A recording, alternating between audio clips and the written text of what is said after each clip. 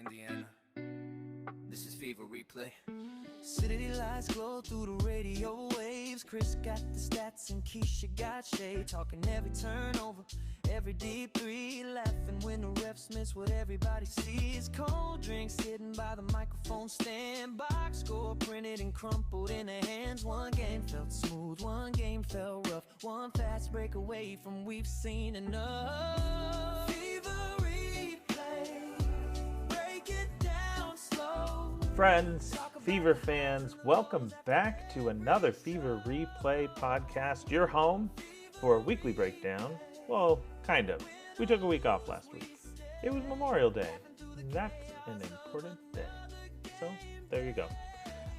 But this is your home for a weekly breakdown of Fever games and news. As always, we're brought to you by the love of the game.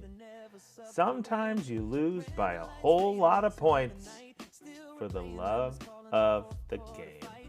My name is Chris Ord, your host as always, and I'm joined by Keisha Black and Blue Gallagher. Why? Don't really know. Just was feeling it. How you doing, Keisha? I mean, happy Pride, Chris. I guess so. Happy Pride. I don't know. Is that connected in a really... Now I feel like I shouldn't have called you Keisha Black and Blue Gallagher. Right next to... I think it connects in a really unique and special way. And I think we should leave it like that. All right. We're leaving it in. We're leaving it in then. Okay. So, yeah. How's your week going, though? It's starting off a little chaotic with how basketball was this weekend. But it was a lovely Memorial Day weekend. Did some fun stuff with Chelsea. We did a little clay activity, and that was nice. And then visited family for a little BBQ. How was your weekend? Very nice. It was good. I'm out of the boot. I'm not wearing a boot. My wife doesn't believe me. She thinks that I'm faking being out of the boot. Just to, prove her wrong. Sure. That's where she's at. She's like, yeah, sure, you feel no pain. Okay, we'll see if I have to mow the lawn or not. You know, that's where she's at. So we'll find out. It's exciting times over here. Speaking of exciting times, we had some games. So we're going to start with talking about the Valkyrie, because we, believe it or not, way back when, Memorial Day week, on the 22nd, we beat the Golden State Valkyries, something the Fever organization has never done before. We beat the Golden State Valkyrie, and it was quite a game. It was an exciting game. It was a heated game, I would say. I think we're looking at the beginning of a heated rivalry, you could say. Oh, wow, I see what you did there. I feel like there's something going on here, much bigger than the pretend Sky rivalry that was being reported on the last 2 years. I feel like this Valkyrie team and us don't like each other that much, and actually match up pretty well against each other. Yeah. Both the games, we won one, we lost one, and it was very close down to the wire for both. Yeah, I mean, I think very exciting basketball, super close game, coming down to the wire against a team that you're well matched up against, and there is a little bit of tension that you were starting to see build up as we continue to play against one another. I think you're going to continue to see these close, high-scoring games, especially with the increase of talent that you're seeing on the court. I think that what we saw between this back-to-back and the other is that these expansion teams are good for the league. It seems like they're good at basketball. Crazy story. Some of these ladies are pretty good at basketball. It's wild out there.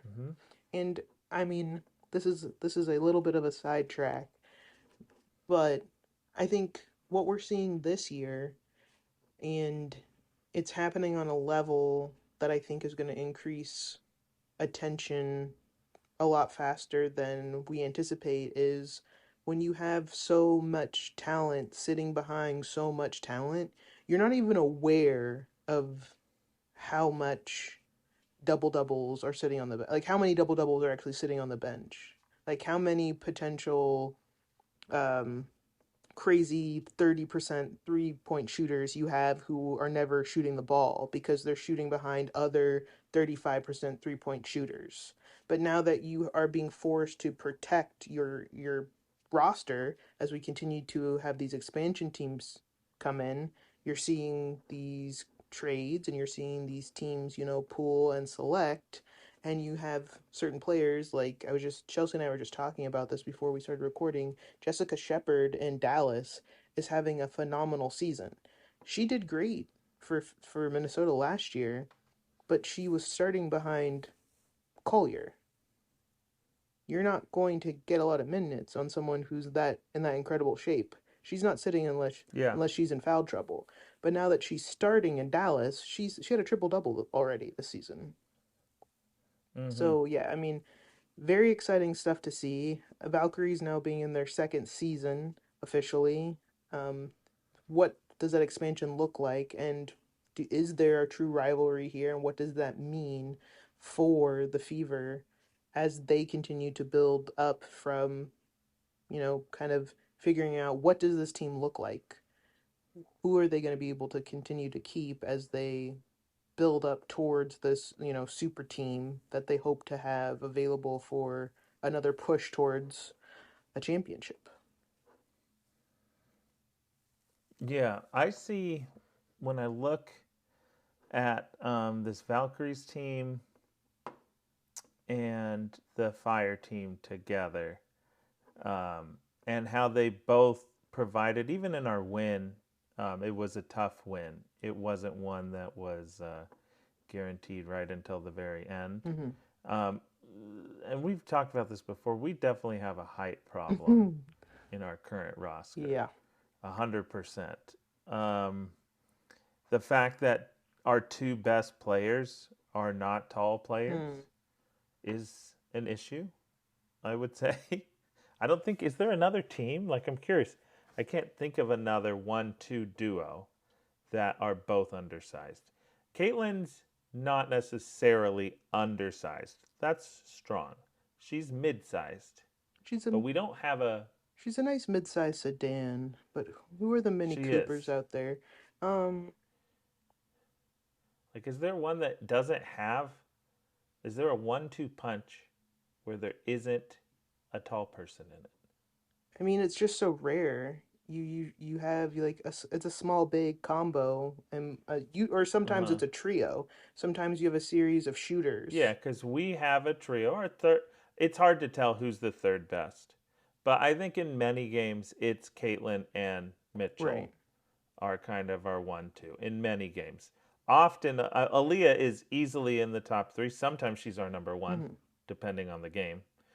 But like I think that Aaliyah is being held down this season so far by not being able to put as much height around her. When we were unable to steal against the Valkyries in that second game, we went down low with Aaliyah and she was just swarmed by people.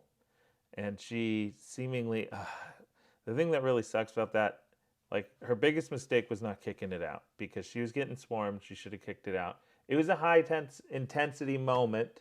Like you hope that she grows from that. It would have been an easy kick out. That was a mistake on her side. But at the same time, like she couldn't score it, not because she wasn't skilled, but because she was just getting completely swarmed down there. And there was no way that she was going to put that through. If she did, it would have been incredible. And I think that's the team, that's the other team scouting us. And being like, really? If you throw everything at Aaliyah down there, she can't take 1-on-3. And we can shut her out of the paint. Like, it seems like all of our penetration is off of a cut. It's off of, our outstanding transition plays. It seems like we're able to get points in the paint, but they're always like fast moving points in the paint. Like it's a penetration from the 3-point line in. backdoor. And if we're not going Yeah. from the 3-point line in, then we're not getting success in the paint. Like if it's slower, methodical, it's not happening. If we're cutting, if we're moving, if we're like being tricky, we can get in there. I think the other thing that is hard to express when it comes to sports is this recovery process of having a team come back together when you Mm-hmm. haven't been playing together in a while. So you Yeah. had this period of time where you had injuries and you've had people getting picked up throughout the season and you've never had a full roster. And then the season ends. You didn't make it, or you got as far as you could, which was a lot farther than a lot of people would have assumed considering what happened in that season. And it's still go to work time. And now people are splintered off to do 3-on-3 or other 5-on-5 leagues. And now you kind of just circle back, and now it's back to work again in the W. We were only a few weeks into this thing, you know? Yeah, We 100%. stood, It's so hard with this short season yeah. because both things are true. That we're only a couple weeks into the season, 100% correct. Also, we're a quarter of the way through the season. But that was the other point, is like you want to see the results. So I think there are two things that are happening right now that you feel one way about it, however you're going to feel about it, I guess, you know. But there's frustration spilling onto the court. You can see it where people are starting to express it in ways that maybe they hadn't expressed it before, because being someone who used to play sports and had recovered from a lot of injuries, sitting on the bench is a very educating position. You learn a lot, you see a lot, you have an opportunity to share perspective that your teammates aren't seeing because they obviously are not being able to see from that angle, right? When you finally get back onto the floor, you think you have this new insight and that you can solve all these problems, but people aren't able to speak the secret language that you think you have.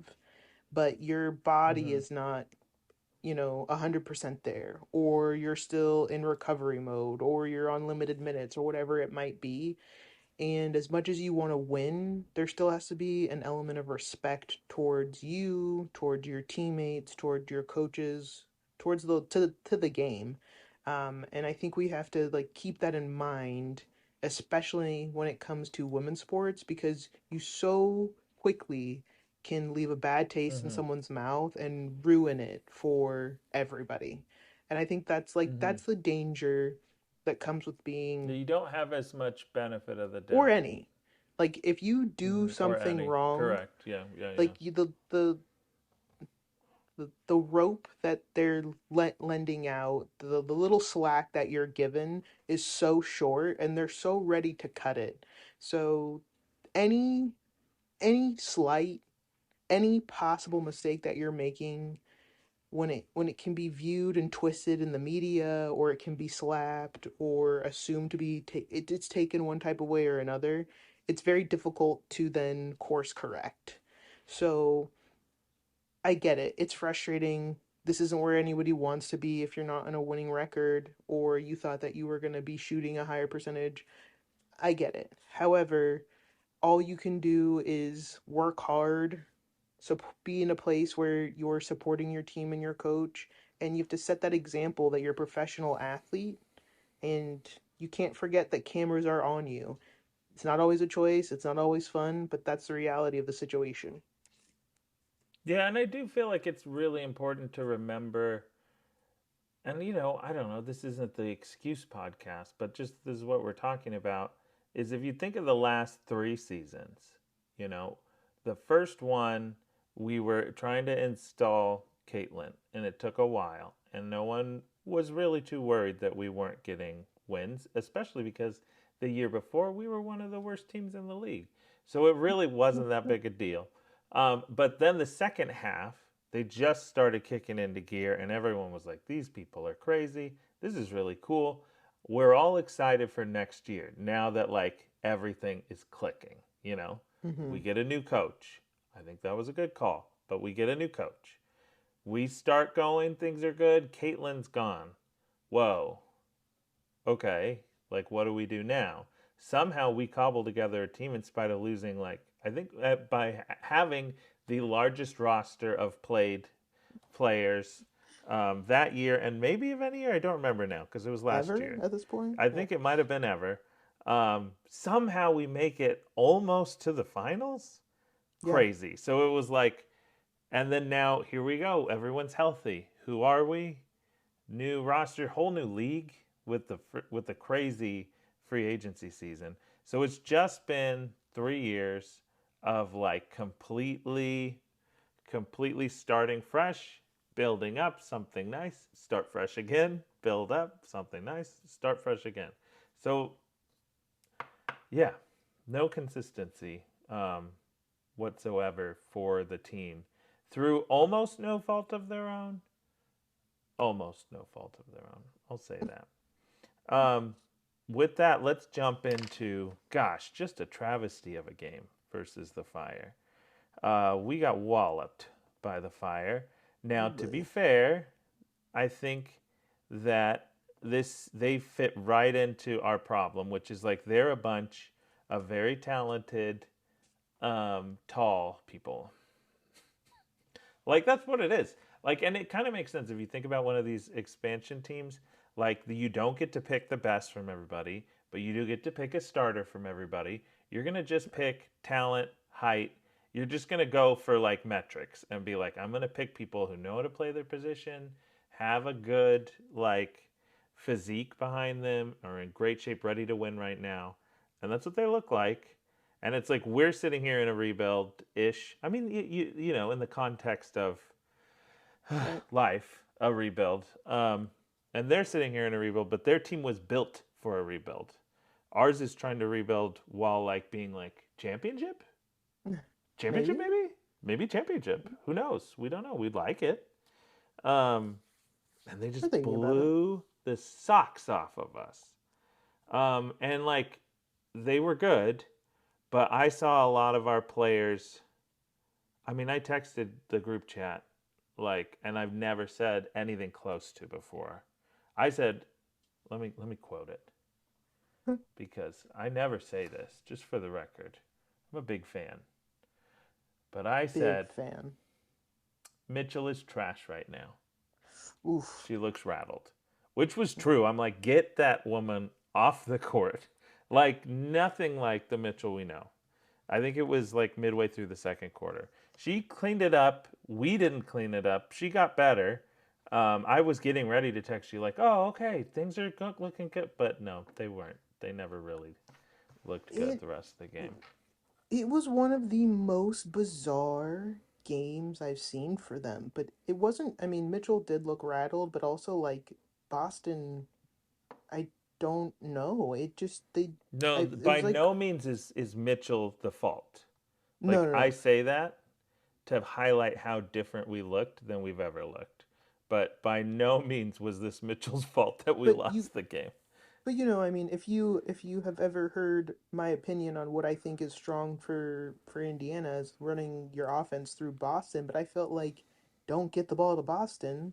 She can't hold on to the ball, or if she's getting the ball, she's taking wildly poor 2-footers that are just it kind of felt like we got socked in the mouth, and then we could not get back on our legs. That's what it felt like. Caitlin honestly didn't have a bad game. I think for the context, I was like, okay, well, nobody's doing well.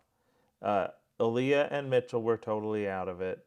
Because another piece, as we talk about like where our team is, and how early on it is that we're seeing Monique Billings and Misha Hines-Allen play and fit so well into this team. And like, it's hard to like see that and be like, yeah, let's do more of that, more of that, more of that. But then it's like, well, our big three really need to like play more cohesively together. Like, we know they can.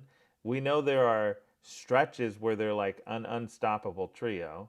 But like, we're leaning into these newer things that are really cool and very exciting. But it's like, well, What about those three? And then what about all five together? You know, like there's Right. so many little things that we're like trying to work out and figure out how to exploit these new tools that we have that delays the process of like being the good team. Like you're saying, it's all part of it. Like we've never had this group of people before. It's going to take us time. It is currently taking us time, but time is not what we have. Yeah. And I honestly like another opinion that I have for the Fever is I would like to see Timpson and Boston start together. Correct, correct. Um, I would Mm-hmm. really like to see what that could look like because with the wingspan that Timpson has and her Mm-hmm. agility And the at that strength. size, oh my gosh, I just feel like that high low would be unstoppable, and her reach, where Clark could put that ball for Timpson, no one else is getting that except for her. When we look at plus minus in a game, and in a game where you lose by a ton, I feel like plus minus is really helpful. She had one of her biggest minutes games of 24 minutes, and she's a Mm-hmm. -4. She's -4 in a game where we lost by almost 20. So that's like a big number to be Right. -4 with that many minutes on the board. And I feel like we need her to be a, I don't know, you're saying start. I don't know if we need to start with her. I'd like to see it for sure. Like, I don't know if Right. that's what I want from the team. But for sure, like 100% 6-7 spot, 6-7. Yeah. Okay. We don't have Okay, the Dad. we don't have the It's video, doing the but whole thing with the hands. It's yeah. scary. But Okay. for sure, like sixth, seventh man off the bench, Yeah. 100%. She needs. That's the spot we need her to be because other people are playing two bigs against us, and it works great. Mm-hmm. So we need to do that. Monique is like she's like our next tallest person, and she's so good playing fast. Like I don't want to sit her down in the post and just make her do that. And She's it's not so like quick. she's not tall. Like Yeah. she's tall. I mean, I think she's only like an inch shorter than Boston. She's just Mhm. not. I just feel like she's not a true post. Mhm. I would like her out in the wing, but yeah, Yep. I don't know. I'm excited to see I'm excited to see what Stephanie White has lined up for this roster now that everyone is healthy. Or I mean, I don't know actually know if Dantas is considered healthy at this point. I know she didn't play, but if if everyone is healthy, or is this the majority of the roster is ready to go? Like, I want to know what kind of lineups she has. I want to see that. So Mhm. just have to be Yeah, I'm patient. that's a thing for me. So we're going to kind of pivot into this here, but when it comes to Steph White, I'm still on the Steph White team. There's a lot of, I mean, the internet's a crazy place. So it's really hard to know when you look at the internet what people really think. But there's obviously with almost every team, there's a bunch of people that hate the coach. Um, I do feel like we have a coaching problem that needs to be solved. I don't know if it's a personnel issue, but the fact that against the Fire, for some crazy reason, Caitlin kept finding herself on the point of attack on the defense, I don't understand that. Like, that's Yeah. a scheming problem. Like, we can go ahead and list so many stars across both the men's and women's team that are liabilities on the defense, and Mm-hmm. that's not a problem for winning games. Like, you can scheme around that, and she does not need to be the person guarding the best player for some reason repeatedly over and over. Like, it's not an uncommon tactic to say, okay, hey, this person's not that great at defense. Let's focus on her and exploit that mismatch. That's like basic Yeah. defensive scheming, is I would figuring like to out how see to solve Lexi that problem. Hull on that person in Yeah. particular. Uh-huh. Like they're clearly scheming to get the mismatch. Let's scheme to get rid of it. Like Yeah. an I wish I knew the thing you're supposed to do. I do not know that, but I know that that's a common problem, and I know that that's something we can do, Yeah. and I it mean, needs to happen.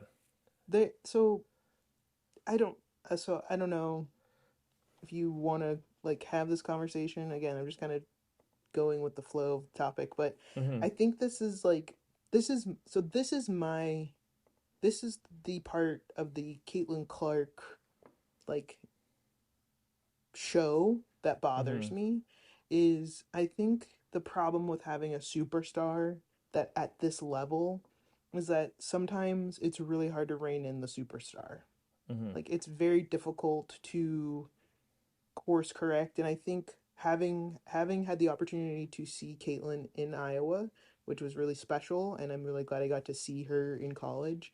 There are times when I feel like there were games where Lisa Bluter could not kind of stop her from doing the things that she was going to do, but she had other key players, other senior players that she could kind of put around her, Kate Martin being one of them, to if she couldn't stop her, that she could kind of put these buffers in place that could almost catch her if she fell. So she's going to keep shooting these crazy big threes. Well, I have these really fast guards that are really great at getting long rebounds. So I know she's not going to stop shooting, so I need to recover from that. Or I need to go all small ball because of how she's throwing these crazy long passes. I need to have a faster team on the court right now. I can't have any posts, you know? So it's how you respond to that player if you can't get them to get on the same page. So I think there's this idea that superstars get away with more because she is bringing all this attention and she's bringing all of this money to the league, which she is. We can't argue that. But Stephanie White also is the reason why the Indiana Fever didn't completely crumble last season. And Yeah. I'm willing to argue about that with whoever would Right. like to argue about it. Yeah. Um, so like I do think Caitlyn has a lot to learn because she's still also very young, but she also has to be willing to learn, and she can't think she's the smartest person on the bench. And sometimes I think that's like her ego prevents her from guarding the correct person and from listening to her coaches instead of trying to argue what she thinks is right. Yeah, 100%. I have shared many times, huge Kobe fan. Kobe had a similar issue. And the Lakers, who huge fan of the Lakers, the one thing you can never argue about against them is that their front office is maybe the best in professional sports. It's just like you got to put them up at the top. They might not be number one, but they're like Hall of Fame professional sports leadership because they've just in every era been able to win championships, be relevant, they take care of their stars. It's just a mature front office, right? And what they said when they had Shaq and Kobe, they said, without a doubt, we have to bring in somebody who can handle big people, and it's Phil Jackson. Now, that sounds like almost like a Hitler argument, like, oh, bring in Phil Jackson. You know what I mean? But they recognize that we need to do whatever it takes to rein in these huge personalities that are massively talented. Like, we have a problem. Our Mm-hmm. problem is not talent on the court, it's these personalities and these enormous egos. Like Right. maybe some of the biggest egos we've ever seen on the same court with each other. How do we do this? You know, and they recognize that was the issue. And we do, Mm-hmm. like, I think what got me excited initially about Caitlyn was seeing that same thing. It's like an untamed sort of stallion. Like, there's so much talent here. And when you Right. can see in life for me, when I see like a huge upside and a huge downside, I'm like, this is incredible. This is like the thing that could become like the most amazing thing you watch for the next 10 years. Because if someone has such a big downside, they can fix it. Like, if you have a tiny downside, like a 20%, and you're like, oh, I can move it to 15, like, okay, well, you're going to get a tiny bit better. But if you, like, clearly just need to mature, clearly just need to be able to understand your role and, like, listen to people who know more than you, that's, like, such a solvable problem. Can she do it? That's the question. That's Right. the question. But I feel like we need to, as I hope, and that's the thing, like, for the Lakers are the Lakers. They're one of the most. I think they're most. They're the team that's worth the most in professional sports. They see Kobe and Shaq and they go, "Listen, young guns, we're going to tell you how to do this. We've won championships before." I don't know that that's where the fever is. Like, I hope that the fever can learn to be that, but I don't think that is the fever's mentality towards their golden goose. You know what I mean? I don't think they're like, listen, youngster, we'll tell you how you're going to win. I don't think those So, conversations are happening. well, it's interesting that you say that. So, the fever as a whole, I have had this conversation, or have had this question come up a couple of times as the season started, and I think it has a lot to do with a topic we're not going to get into, but like the political climate of the United States and kind of like just where we are at in this country and in 2026. And something that I hear a lot of people say is that that the Fever fan base is a certain type of fan base, Mm-hmm. and the reason behind that is because of Caitlin Clark. So I just want to start off with some general things that I've seen as someone who has gone to multiple states to see basketball. I've seen basketball played in at a variety of levels, men and women's. When I see Caitlin Clark fans, most of the time they are little girls, or what would appear to be female presenting human beings wearing Fever jerseys, 22. Um, and a lot of the times they are like in groups with their family and friends. Those are like identifiable Fever fans. What I think, and this is what I think the problem is, and where I want to get your opinion is, are we talking about Fever fans, or are we talking about people who are inherently racist who have found a white woman in a field that has been predominantly dominated by black women and are now using her as their scapegoat to act out in a very terrible way on a new platform they didn't have access to before? Hmm. Yeah. I think when we look at Caitlin, what I see is it's not even like a Venn diagram. I love Venn diagrams, they're an Yeah, excellent who way to look at doesn't? life. But Millennial. Caitlin doesn't find herself in a Venn diagram. She finds herself like in the center of a pie chart. And like this pie chart is young girls who are Mm. sports enthusiasts that are excited. Like representation, I don't know how many times we need to explain this to the world, but representation is so important. It just is. And the fact Yeah. that you're seeing women athletes more than ever, they're splattered across our TV screens all the time, like, is a big deal. And it really affects the younger audience a lot to just like see them and be like, oh my God, I'm so excited. My daughter does not like basketball. She says, what basketball is the thing that hits me in the head while I'm sitting on the grass. Like, Ah, but she a loves poet. Caitlin Clark and she loves Yeah. going and she's like, when are we going to the next Fever game? When are we doing this? Um, she loves it. And like you described, that would be the majority. Living here in Indy, going to games. One of the coolest things for me is when they start a defense chant, or sometimes the there's the times the stadium starts the chant, and there's the times the crowd starts the chant.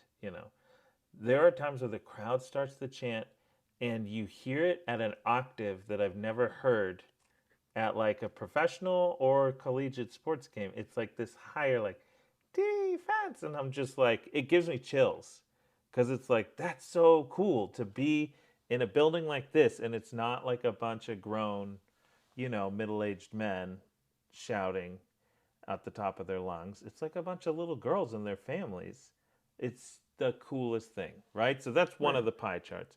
Another is like you shared, there's a lot of great white hope type people that say like, "Oh, look at this. She's finally giving it to those blackies." I don't know if we should keep that, but that's what they think. No, I mean, I think like Wait, that there's a concept of a mindset that is thinking that though.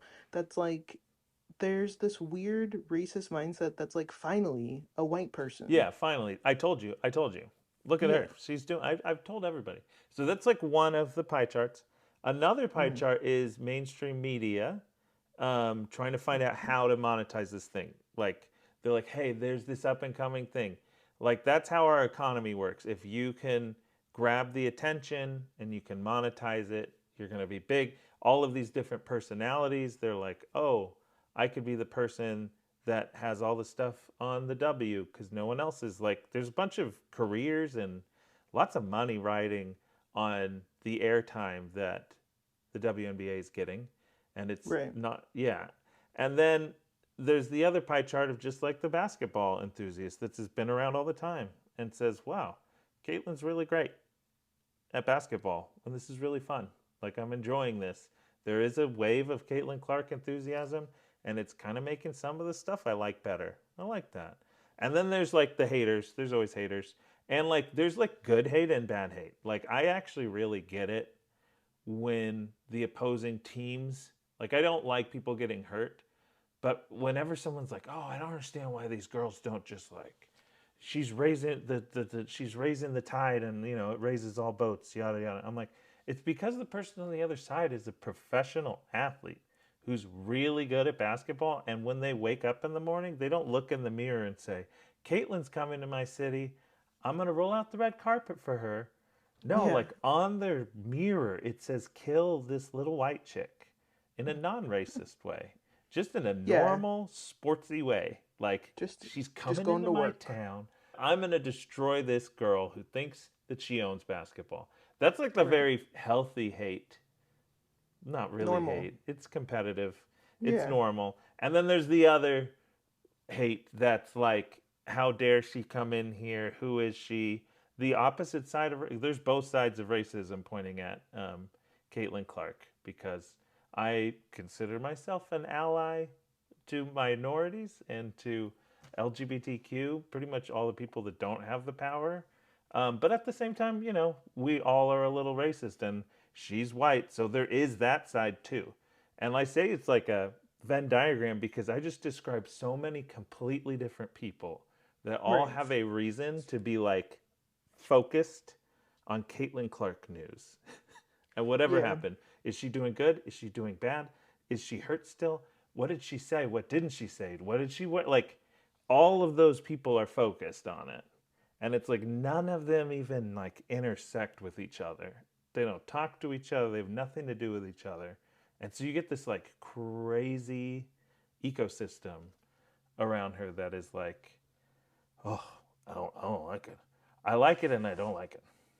Well, and then I think there's also this other side of it where there is the those in those spaces, so those queer or black women who are in those spaces who are, I guess, experiencing racism and bigotry, Mm-hmm. and because there were, some sort of probe where they were trying to figure out how are we going to figure out who said what, and thousands of people going to these games and they weren't able to identify. Yeah. But it's not to say that those things don't happen. Like, I think that racism, obviously, bigotry, those things exist everywhere. It doesn't exist just in WNBA arenas or just in places with women. No, However, stop it. I think Just places with women. get out of town. But what to me I think is so frustrating is, like, I think that there's an opportunity for Caitlyn to learn from this Mm-hmm. and to be better when it comes to just like understanding, like, you are not wrong, like, you did not do something wrong here. However, like, You whether find you yourself in wanted this the place. platform, Yeah. what like, whether you wanted the platform or not, like, be aware of these decisions, like and then, like, whether you, again, if cut or not cut. But like, something else I saw, because I'm not plugged into this to the scene, I saw that she was like the surprise guest for Morgan Wallen, and there Mm-hmm. was a hyper focus on that. And Mm-hmm. I don't know anything about Morgan Wallen other than he had some sort of racist rant, and not enough Mm-hmm. people cared about it because clearly he's still making music. So, one, if what he said was so bad, why is he still going on tour and he's still popular enough that he's able to pull someone like Caitlin Clark on stage? Two, someone else made a point saying like, didn't Travis Kelsey and Patrick Mahomes also go on stage with him? Haven't other famous people done it? Yeah. Where is this response when they do it? So Mm-hmm. why is it that the 23-year-old white girl is supposed to have all the media training and know-how and say Yeah. no to a superstar asking her to make an appearance for 10 seconds or whatever? So I do think, yes, she should know, and I do think there is something weird going on with her and how she's being held up by these bad faith people, these ticket holders, not necessarily fans. But I do think that not acknowledging that she's being used is weird. Like, Yeah. not necessarily her acknowledging it, because she made her statement, I think, in her first year, saying she's like, I don't want my name or face used for anything. I don't really think it gets any clearer than that. I don't think she understands that she has to. It's like being gay.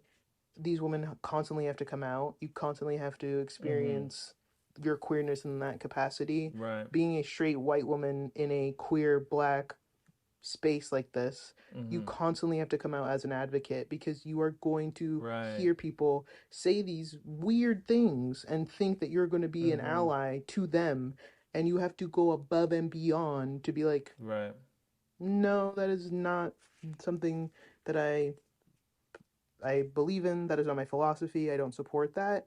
That Mm-hmm. sucks. No one wants to have to carry that work and do that labor, but that's kind of your job now. Mm-hmm.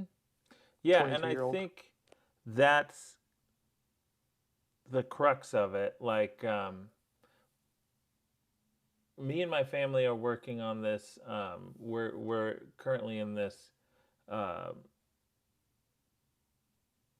we're in like a therapy program called DBT, which is dialectic behavior therapy, right? And the whole thing of a dialectic is that there are two ideas and they can be true, you know? Hmm. And like this is so aggressively true with the world that Caitlyn like exists in. Right. Because one, like I remember when the Morgan Wallen, I don't know how to say it. I don't know, not a fan. So he didn't exist in my world until he interacted with Caitlyn. Mm-hmm. So when that came out, there was like a lot of different things, and one of the things my wife sent me was this really super well-meaning and guy just trying to make the world better, and he was like talking to his baby, who's a daughter, and explaining, "Oh, Caitlin Clark is this, and Caitlin Clark is that," and he wasn't. I don't think he was trying to be hateful in any way, but he was like, and even though she's this, and that, she's remained absolutely silent when it came to racism, or she's never said a single thing against this and this and that. And it was like, I hated that so much, because it's like, no, she wasn't absolutely silent and never said a thing. She said things clearly and like well thought out and presented it on purpose. Has she said enough is another question. You know what I Yeah. mean? And it's like a completely different question to Mm-hmm. like ask somebody, are you currently doing enough with what you have? That's a really important question. It's not one we shouldn't ask Caitlin. It's one that should be asked to Caitlin. At the same time, to say like never and silent, it's like that's crazy. You need to just like Google for 1 second and you'll find like written out exactly what she said. Um, but that's like the world that we're living in, where that's like the well-meaning side of things, you know? Right. That's someone who wasn't being hateful, but they Assuming still, positive intent. Right. yeah. I mean, it wasn't even assumed positive. They were really trying. It was like a positive message that seemed pretty well received. And people were like, yeah, she should be reaching out. And it's like correct. People's responses of like, she should say this and that. Like, she should. But also, she did it not ever. You know, Right. like her silence wasn't deafening because it wasn't silence. you know, but then on your end, I really love that because I'd never considered that like she's in a space where people have to come out all the time. It's a very regular thing in the Mm-hmm. space that she works and lives in.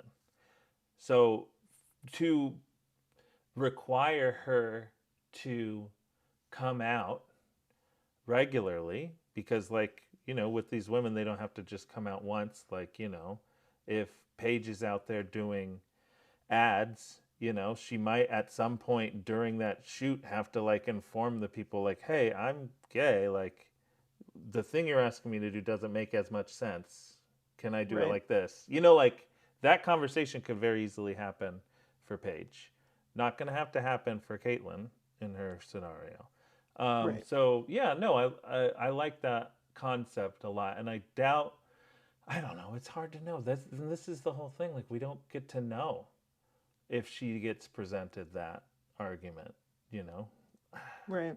But we And get to. again, there's just also over assumption. We're always Mm-hmm. assuming, like, I think we have this narrative in our mind of what we believe the intention of whatever it is has to be.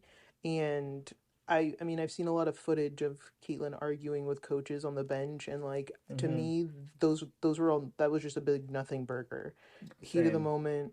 Like, she's She passionate about may be a basketball. bad player, but that is not an indication of it. Like, she may be Right. uncoachable, but that Right. footage doesn't tell me anything. Like, yeah, that footage doesn't, like, I said this earlier at work, and I was like, if that footage is riling WNBA fans up, you guys should not watch the NBA. Like, if you can't handle the Yeah. way Caitlin Clark was talking to those coaches, Yeah. do not watch MNBA. You guys are gonna lose it over there. Mm-hmm. Just watch any Yeah. bench, especially on a Yeah. losing team. Watch any losing bench. And in fact, if you see less energy than that, that's actually a sign of concern. Like, to me, like, knowing the context of how far down we were, to Right. see the fire there, and it did seem disrespectful. Like, I think the video, I think we're both talking about. Um, Stephanie White seems to say, you know what, then you need to get up and get out, and says to like Johnson, you sit down, Yeah. um, which seems like a lot, but it's also like you're literally managing a team. Like, Yep. maybe she was saying, Caitlin was like, I can't do this, I can't block this person, and they're like, okay, Raven, jump in and block. Yeah. That could have been the conversation. But the point is, like, it's great that they were screaming at each other instead of like being like, okay, guys, 20 more minutes. Right. Let's just get out of here. I don't like Yeah. being here as much as you do, which is what a lot of professional teams do when they're down. So one of the things that I do love about Caitlin is she aggressively hates losing. Like, Yeah. that's that's the kind of person I want to be a fan of in a professional sport, not in real life. I don't. Losing's fine. Yeah. But in a professional sport, like, that's super admirable to be like, I can't handle this. This is terrible. I want to die. It pains me. Yeah. Yeah. Yeah. But I But I think, don't know. like, we're talking specifically about Caitlyn because she has that place in the middle of that pie chart. But, like, this is an issue, I think, that really highlights, like, where we're at right now, like, as a culture. Like, Right. we can't handle this. We're not capable of handling the nuance of a conversation of a superstar woman in a league full of a lot of diversity and of all kinds. Like, we Right. just can't, we're not set up to handle it. We ourselves are not doing well with it. And I think for me, my biggest thing is how you started this, which is that the average Fever fan is neither someone who's obsessed with her being the Great White Hope or someone saying that she doesn't represent us, let's get her out of here, Mhm. It's neither of those. It's a bunch of kids with their families. When you attend Fever things, the vast majority are a bunch of really excited young people having a really great time. Like, that's the majority. But that's not what you're going to hear about very often, because that is, frankly, Yeah. not a very exciting thing to talk about. Well, there's just not enough 11-year-old girls in Reddit communities, It's They're true. just not It's pumping up not the those stories. demographic of Reddit. Yeah. Okay. This is a long one, but this is one we definitely wanted to talk about. Gosh, our comments are open. I'm just going to They're point that open. out.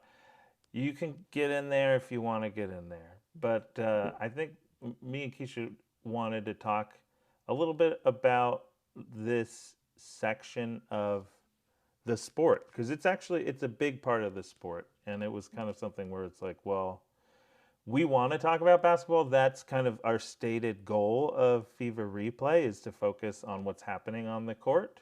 But at the same time, like we don't want to ignore all of the other things either. Yeah. So we figured we'd do a little, I don't know, just a discussion. Really, we didn't like solve. Did we solve the problem? I mean, let's check back in next week and Let's check see back in. We'll find. Let's see if it's going. Yeah. live live in hope. Yeah. So yeah, thanks for sticking around. If you stuck around for the non on the court conversation, but we will be back next week for sure. We just took that little break last week, much It's needed. like an itty bitty break. Just took a little break. That's all. Quarter of the Yeah. way through the season, we need a little break. But what's just give us like a quick little breakdown. What's coming up next for us? It's our favorite team to play. It's Atlanta. Yep. We played We are them a playing lot. Atlanta. And you know what's so funny is we're playing Atlanta and we just got done talking about controversy, and that means we are reuniting with our favorite Angel Reese. So, normally you think Atlanta, you think bigs like Griner. Well, now she's in Connecticut, and Brianna Jones, who has been injured. But don't worry, they have Angel Reese and Naz Hillman still, so there's still plenty of bigs to go around. And Angel Atlanta Reese is, is big, especially compared to us. yeah. Compared to us, So she's huge. and they still have a lot of bigs to cycle through. So it's Right. just it's a new type of challenge because it's a different type of big. But if our three is on fire and hot, we definitely have a battle there. We cannot allow them to get hot off the three though. You have Pow Pow, Alicia Gray, and Ryan Howard, as Mm-hmm. well as Jordan Canada. So I mean, very talented team as always, and I feel like they are definitely trying to prove something. They were not happy with their recent losses. They feel like they were robbed last year and thought that they were going to be crowned the victor. So they're really looking to put their name out there. Um, and then the other game that would be upcoming is the Liberty game. Liberty's had kind of a weird start to the Yeah, year. really weird. Um, yeah, so they've had some struggles with some injuries. Are They we have gonna see had Sabrina? Is she gonna play? I don't know. She's been having some weird injuries. I think she's still listed as out due to a back injury, so unsure. Leonie Fievich has been playing. Maureen Johannes has been on fire. Jonquel Jones is still in, and Stewart is still in. So just those few have been really pulling it together and have had a strong start, and Rebecca Gardner as well. So they have been finding puzzle pieces trying to replace Sabrina. So even if she's not available, there's still plenty of weapons on the New York bench. And again, Brianna Stewart is not happy with what happened last year, was not happy with how she envisioned continuing off that successful season of 24. So another team that's really looking to bump up their stats. Gonna be a brutal week for the Fever. All right. Well, No that rest sounds days. great. Very exciting. All That right. sounds Well, with great. that, friends, we are gonna close this week. We hope you're all doing well. We hope that your metaphorical feet are out of their metaphorical boots and that you're doing great. And we'll see you next time on Fever Replay. Okay, bye.